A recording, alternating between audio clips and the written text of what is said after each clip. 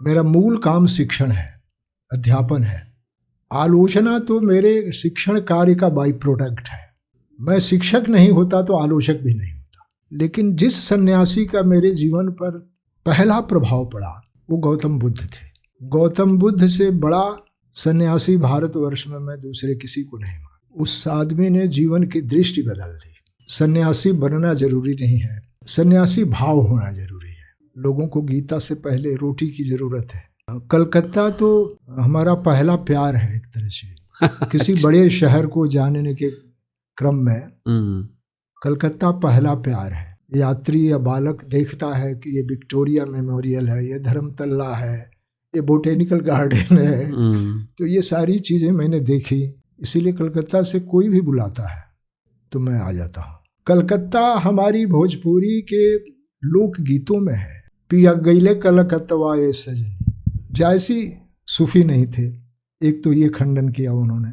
दूसरा ये कहा कि अगर मान लीजिए वो सूफी थे भी तो कुजात सूफी थे कि गांधीवादी तीन तरह के हैं। एक तो सरकारी गांधीवादी हैं, एक मठी गांधीवादी हैं, और अपने बारे में कहा कि मैं कुजात गांधीवादी। तो गांधी की तरह कमर में घड़ी सुंदरलाल ने भी बांधी, लेकिन कहाँ हो पाए महात्मा गांधी। आप जब कृष्ण के भक्त हैं तो आप मर्द कैसे रह गए?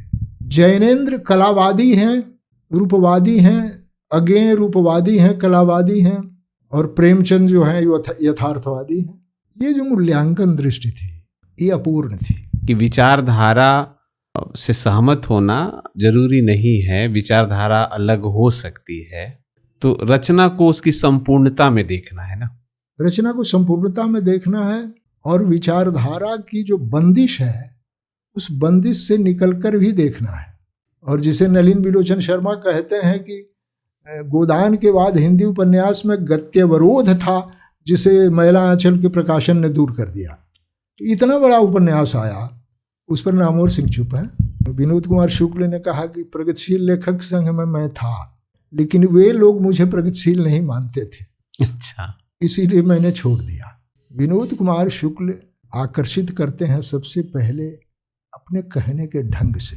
कहने का ढंग भी है साहित्य, और कहने के ढंग में कोई नवीनता है, कोई ऐसी ताजगी है जो हमें ऊर्जावान बना देती है, तो वह भी साहित्य है। समाज सिर्फ बोल्शेविक क्रांति से नहीं बदलता है और आंदोलन करने से ही नहीं बदलता है।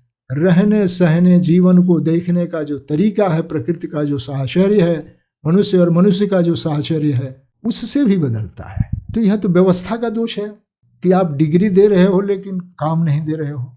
दूसरी बात यह है कि साहित्य में नौकरी सिर्फ अध्यापन तक सिमटती गई है जी। और सरकारी नौकरी जैसे आपको और हमको मिल गई, सुनिश्चित वेतन है, रिटायरमेंट के ये बेनिफिट हैं, ये सब हम गिन करके रखते थे, वो जीवन अब नहीं चलने वाला है।